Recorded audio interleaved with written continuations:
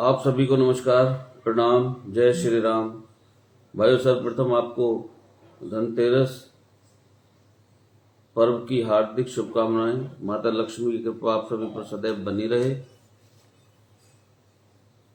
भाइयों, दीपावली नजदीक है, तो आज मेरे मन में कुछ 2-3 विषय हैं जो उठ रहे हैं सुबह से कि मैं इन विषयों पर आज आपसे बात करूं। वैसे भी मैं काफ़ी दिन हो गए, मेरी तबीयत एक्चुअली इतनी ठीक नहीं है, लेकिन मैं बोलना चाहता हूं। भाई, हम दीपावली मनाते हैं, क्या हम जानते हैं कि दीपावली का अर्थ हमारे जीवन में क्या है? क्या हम ये जानते हैं कि दीपावली क्यों मनाई जाती है? क्या हम ये जानते हैं कि दीपावली पर माता लक्ष्मी की पूजा क्यों होती है? क्या हम अपने किसी भी त्योहारों के विषय में जानते हैं?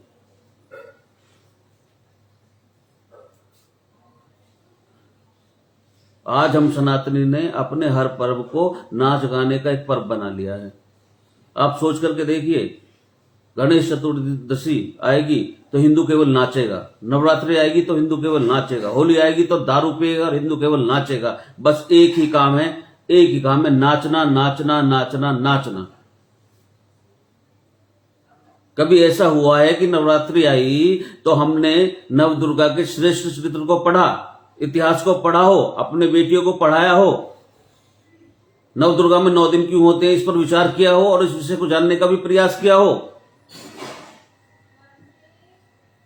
कभी नवरात्रि आने पर हमने अपनी बेटियों को आत्मरक्षा का कोई शिविर लगाया या ज्ञान दिया या ज्ञान देने के विषय में सोचा आत्मरक्षा के?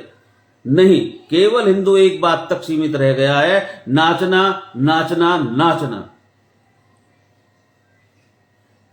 हर पर्व में नाचो। बाल गंगाधर तिलक ने एक महान उद्देश्य से गणेश चतुर्थी का शुभारंभ किया था कि इसके माध्यम से हम अंग्रेजों से लड़ने के लिए एकत्रित होंगे, संगठित होंगे। लेकिन हमने आज उस गणेश चतुर्थी के मूल उद्देश्य को हम भूल गए। हमने क्या करना शुरू कर दिया? उस गणेश चतुर्थी को माध्यम बना करके एकत्रीकरण का काम छोड़ करके एकत्रित होकर केवल हम नाच रहे हैं, और वो भी फूहड़ गानों पर, गंदे गानों पर, अश्लील गानों पर। हिंदू को कोई मतलब नहीं है कि मंच में भगवान गणेश की मूर्ति रखी हुई है और नीचे हम डीजे बज रहा है, उस पर किस प्रकार के गाने बज रहे हैं, अभद्र गाने बज रहे हैं, अश्लील गाने बज रहे हैं, और उस पर नाच रहे हैं लोग।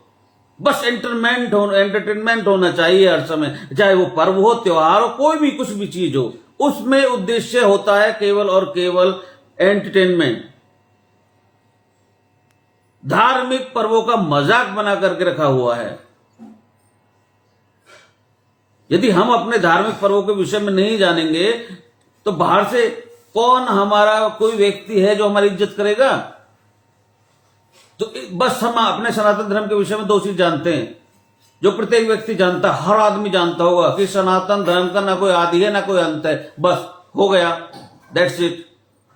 लेकिन हम सनातन धर्म में हमारे त्योहारों का महत्व क्या है,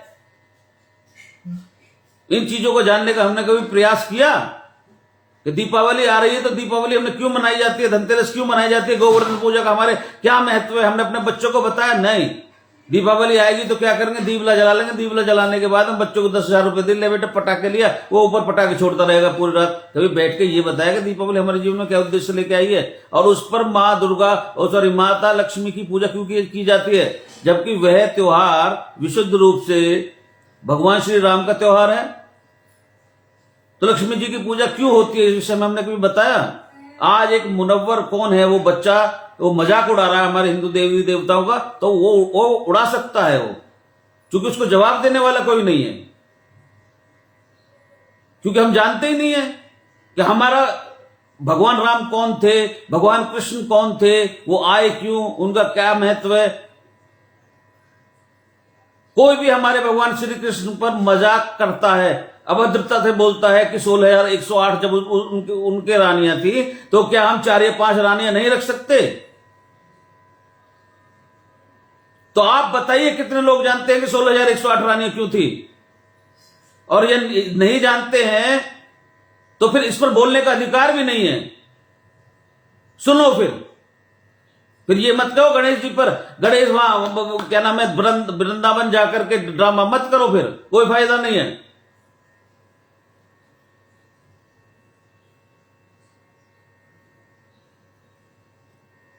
कोई कुछ भी कह के चला जाता है हमारी गीता के विषय में, कोई कुछ भी कह दे, रामायण को जलाने तक की बात हो गई, क्या क्या हो गया, क्या क्या नहीं हुआ, लेकिन हम नहीं सीखे किसी भी चीज से कुछ भी। हमारा तो बस एक ही उद्देश्य है कि पर्व को मनाइए, ड्रामेबाजी करिए, उछाल गाना करिए, बस यहीं तक सीमित रह गया है। इससे आगे हमारे पास में कुछ नहीं है। सनातन धर्म की विरुद्धता के विषय में हमने कभी जानने का प्रयास किया? केवल आदि और अंत कहने से सनातन धर्म इतना भर मात्र नहीं है। सनातन धर्म के जो मूल्य हैं वो बहुत ऊंचे हैं। कोई उनमें जाकर तो देखे, उनको पढ़कर तो देखे। कभी आपने बताया या पढ़ा कि आखिर नवदुर्गा में मां के 9 रूप ही क्यों होते हैं, 10 क्यों नहीं होते? कभी आपने यह जानने का प्रयास किया कि रावण के 10 सर थे, तो एक सर कटता था, दूसरा लगता था, एक कटता था, दूसरा लगता था, क्यों? कभी आपने यह जानने का प्रयास किया कि भगवान श्री राम ने रावण को हर जगह तीर मारा लेकिन वो मरा नहीं, लेकिन नाभि पर मारा, तो क्यों मरा वो? आपने कभी जानने का प्रयास किया? नहीं। बस आपने ये समझ लिया कि अमृत था वहां पर, अमृत में मारी। क्यों था अमृत वहां पर नाभि में, केंद्र में क्यों था आखिर? इस विषय पर कभी किसी ने सोचना चाहा? नहीं, क्योंकि ये हमारे लिए एक बहुत बड़ी अस्मिता का सवाल है। इसमें हमारी बेइज्जती होगी। मैं इसको धारण करता हूं, लोग मजाक उड़ाते हैं मेरा। मैं बोलता हूं धर्म के विषय में, लोग मेरा मजाक उड़ाते हैं। ये हालत है आज। कोई ईमानदारी से धर्म के विषय में बोल भी नहीं सकता हमारे देश में। उसको मार के छोड़ेंगे इसको। खुद अपना व्यवहार जब तक स्वयं अपने को ठीक नहीं करेंगे तो हम दूसरे से कैसे अपेक्षा कर लेंगे वो हमारे साथ में ठीक वर्ताव करे।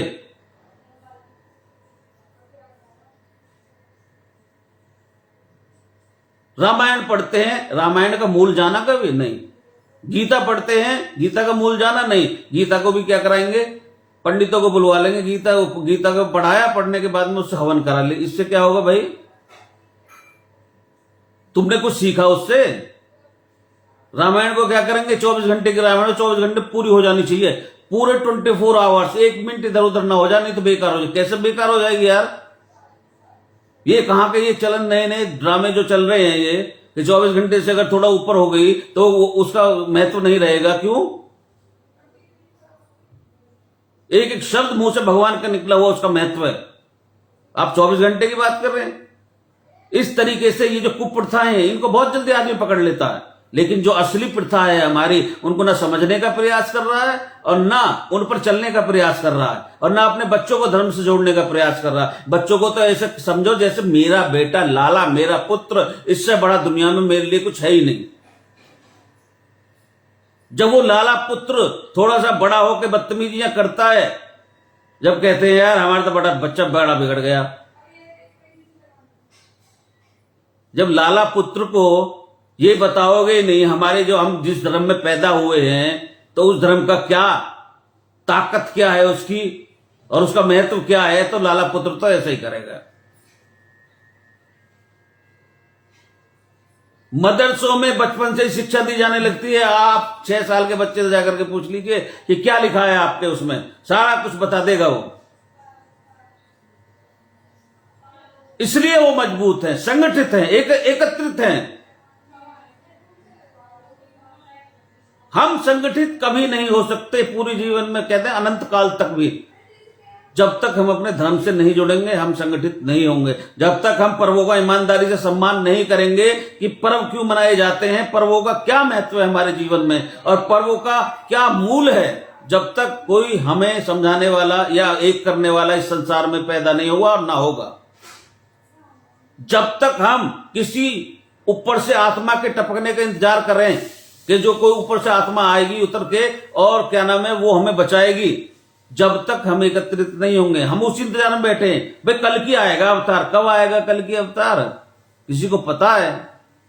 अरे इतने अवतार आके चले गए, इतना कुछ ज्ञान देके चले गए, कुछ छोड़ा है उन्होंने? उसी ज्ञान पे चल लो, उसी को पकड़ लो, कम से कम उसको समझ लो, समझा लो।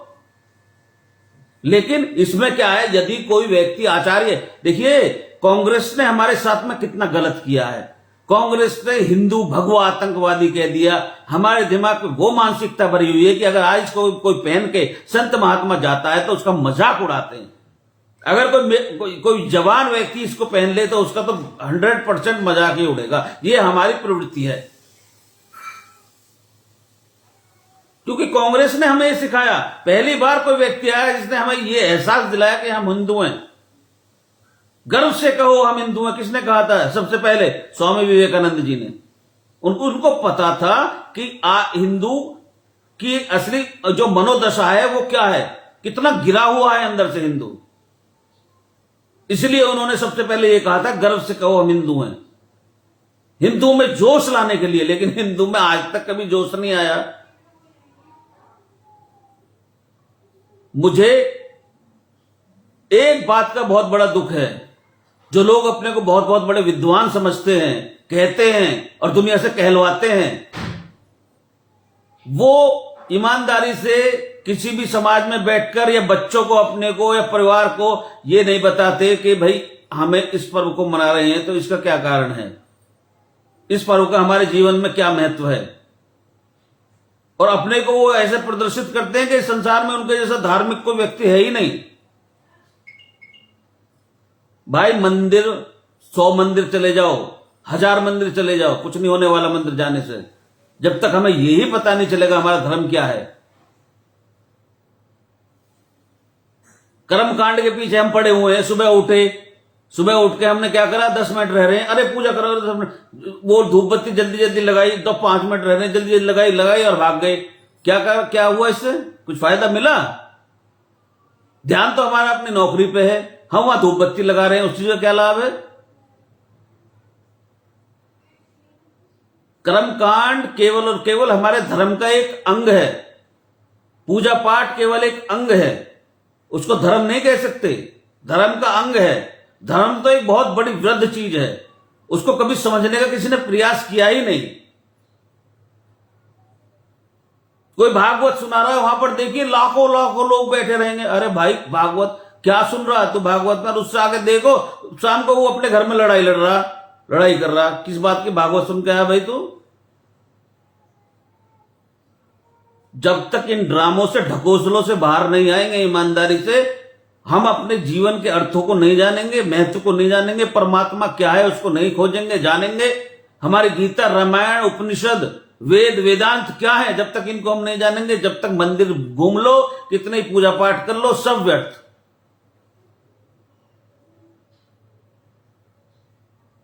गुरुकुल में बच्चे पढ़ते थे पहले, वो किसी मंदिर में घूमने नहीं जाते थे। 97% लिटरेसी साक्षरता थी हमारी। जब मैकोले ने असली बात को समझा कि विषय असली क्या है, कि हम कि इतने वर्षों तक जो वो थे मुगल थे, इन पर शासन करके चले गए, लेकिन इनका ज्यादा कुछ नहीं बिगाड़ पाए।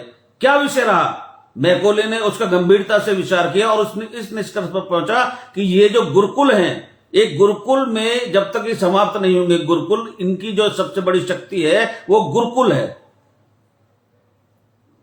जब उसने ब्रिटिश पार्लियामेंट में जाके सारा कुछ वृत्तांत सुनाया, जब गुरुकुल खत्म किए गए, इंडियन एजुकेशन एक्ट वहां लगाया गया और वहां पर जो पॉलिसी, जो वहां पढ़ाई जाती थी शिक्षा, उनके अनुसार शिक्षा देनी शुरू की गई। और यदि उस शिक्षा के अलावा कोई दूसरी शिक्षा दे रहा है तो उसको मार दिया गया, हाथ काट दिए, गुरुकुल जला दिए, उनके घरों को जला दिया आचार्यों का। उस समय हमारी साक्षरता 97% थी। और ब्रिटिश, ये जो अंग्रेज हैं जिन्होंने हमारा देश बर्बाद करके आज भी रख रखा है, उनकी साक्षरता 18% थी केवल। वो गुरुकुल वाले किसी मंदिर में नहीं जाते थे, वो वेद वेदांतों का अध्ययन करते थे, उपनिषद पढ़ते थे, रामायण गीता का अध्ययन करते थे। अध्यापन करते थे, उनसे बड़ा वैज्ञानिक नहीं था कोई, उनसे बड़ा बुद्धिजीवी कोई नहीं था, उनसे बड़ा ज्ञानी कोई नहीं था। मेरे कहने का अर्थ है केवल नाच गाना मत बनाओ किसी भी त्योहार को। नाच गाना है, उसका एक अलग सिस्टम है अपना, उसके लिए सब फ्री है, सबकी लाइफ है, स्वतंत्र है। लेकिन परमात्मा के नाम को, वैसे ही हमारे भगवानों को तो दुनिया गंदा करने पे लगी हुई है। अब वो मुनव्वर को सुन के मुझे कल से मैं इतना गुस्से में हूं, क्या करूं, कुछ नहीं कर सकता। कोई भी हमारे धर्म के विषय में, हमारी माता सीता के बारे में, हमारे प्रभु राम के बारे में, भगवान कृष्ण के बारे में कोई भी कुछ भी कह के चला जाता है। ये किसकी कमी है? उनकी कमी नहीं है, ये हमारी कमी है। हम सुनते रहेंगे, हम सुनने के लिए ही बने हैं, क्योंकि ना तो हम अपने धर्म के बारे में जानते, ना जानना चाहते, और ना हम एकत्रित होना चाहते। क्योंकि नाक का सवाल है, नाक कट जाएगी अगर किसी दूसरे के पास जाके बैठ गए 10 मिनट तो। मैं बड़ा, मैं बड़ा, मैं बड़ा, बनते रहो बड़े। कितने रह रहे हो, इतने से बचे हो, कहां से कहां से यहां। अब ये 10 साल अगर कांग्रेस का रहा होता ना तो सब साफ हो गए होते अब तक। ये तो बचा लिए, बीच में 10 साल आ गए मोदी, उसी की वजह से बच्चे हो ईमानदारी से। इसमें मैं कोई प्रचार नहीं कर रहा हूं, मैं फैक्ट बता रहा हूं आपको। ये कोई राजनीति की बात नहीं है, ईमानदारी की बात है। अब दोबारा से यहां पर शुरू हो गए क्राइम परसेंटेज बढ़ने लगा है उत्तर प्रदेश में। क्यों? क्योंकि सीटें कम आई हैं। योगी जी वीक हुए हैं कहीं ना कहीं। हम हिंदू अपने उन हिंदुओं का भी साथ नहीं दे सकते जो हमारे लिए लड़ रहे हैं, तो हम किसके सगे होंगे यार? हिंदू कभी किसी का सगा नहीं हो सकता। हिंदू हमेशा से भ्रष्ट रहा है और भ्रष्ट ही रहेगा, धोखेबाज रहा है, धोखेबाज ही रहेगा।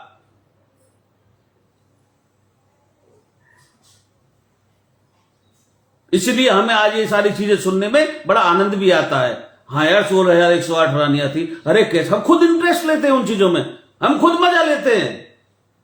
शर्म आनी चाहिए उसके विषय में। जब जानोगे, जब आपको पता लगेगा कि 16,108 रानियां क्यों थी, भगवान कृष्ण क्या थे, जब आपके आंख भट्टे की तरह खुल जाएंगे ऐसे।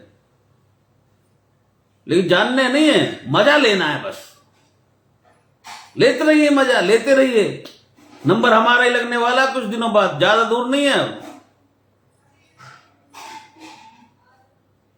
बांग्लादेश साफ, आज भी बांग्लादेश में प्रतिदिन घटनाएं हो रही है, प्रतिदिन। धर्म हमको कमजोर नहीं करता, हमारा सनातन धर्म हमको प्रत्येक क्षेत्र में मजबूत करता है और उन्नति प्रदान करता है। जो लोग ये कहते हैं ना कि मैं अगर पूजा में अपना समय वेस्ट करूंगा तो मेरा वहां पैसा मर जाएगा, अरे उसको कई गुना पैसा मिलेगा अगर वो पूजा में 1 घंटा बैठेगा तो। गुरु नानक देव जी ने इसका साफ स्पष्ट उदाहरण देके बता दिया।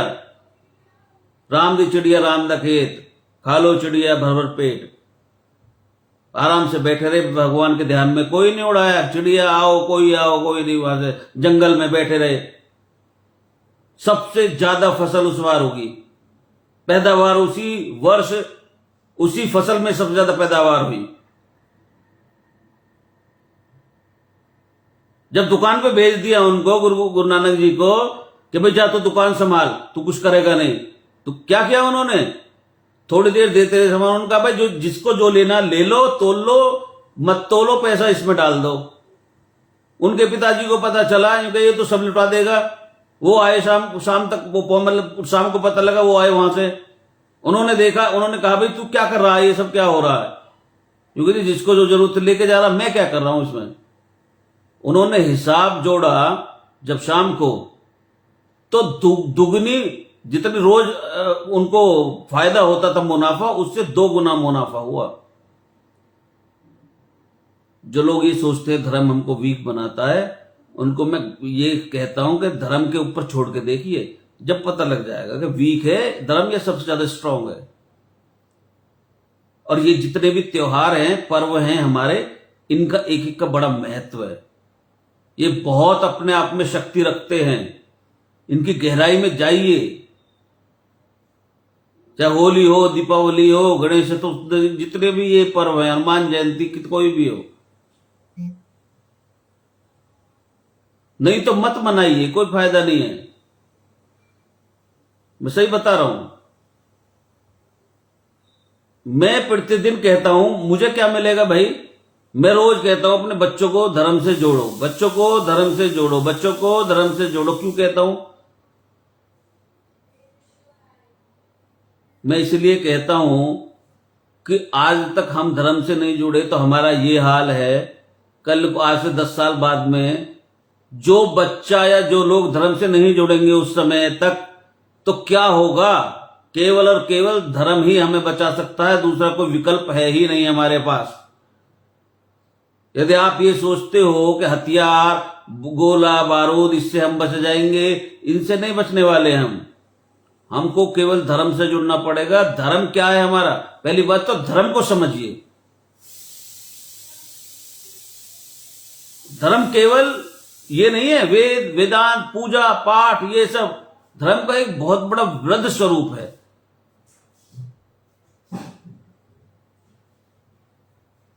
ये तो अध्ययन करने के लिए है हमारे सब, इनका तो हमें ज्ञान होना चाहिए।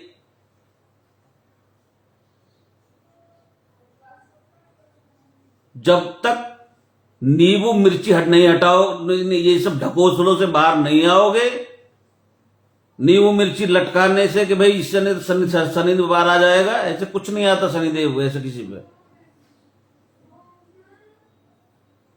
सब कुछ नियत है पहले से ही, कुछ नहीं परिवर्तित हो सकता, थोड़ा बहुत बदल सकता है बस 0.1 या 2%।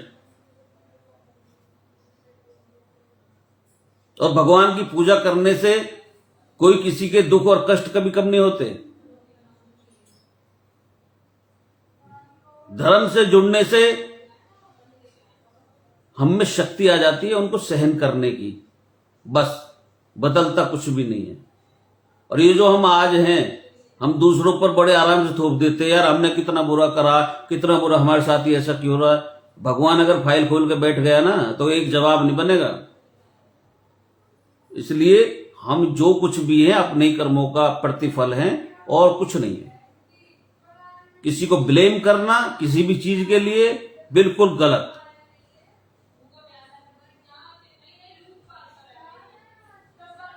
इसलिए मैं आप सभी से कह रहा हूं भाइयों, दीपावली आ रही है तो दीपावली पर पूजा पाठ भी कीजिए अच्छे तरीके से, ढंग से, और बच्चों को ये भी समझाइए कि दीपावली का त्योहार आखिर हम क्यों मनाते हैं, और दीपावली का त्योहार में माता लक्ष्मी की पूजा आखिर क्यों होती है, क्या विषय है, क्या संबंध है। ये सारी चीजें बता के यदि आप चलोगे तो मैं समझता हूं ईमानदारी से बच्चे खुद फिर धीरे धीरे इनमें अब इंटरेस्ट लेने लगेंगे। वातावरण का बहुत बड़ा फर्क होता है, जैसा हम अपने घर का वातावरण बनाना चाहते हैं उसी प्रकार से बनने लगता है। और बच्चों को तो खास तौर से मैं कहता हूं कि जो बच्चे समझदार, मतलब समझने योग्य हो गए हैं, उनको अवश्य जोड़िए। कम से कम हनुमान चालीसा तो उन्हें सुबह सुबह अवश्य ही पढ़वा दीजिए। बाकी काम हनुमान जी अपने आप कर लेंगे, सब अपने आप जोड़ लेंगे।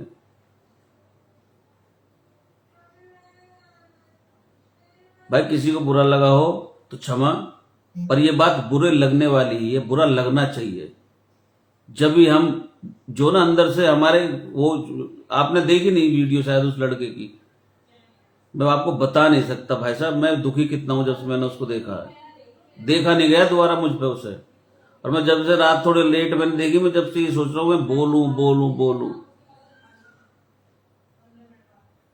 दोबारा मैं सेकंड टाइम मैं उसको देखने की अभी तक मेरी हिम्मत नहीं है। इतने गलत उतने शब्दों का प्रयोग किया है हमारे भगवान के विषय में।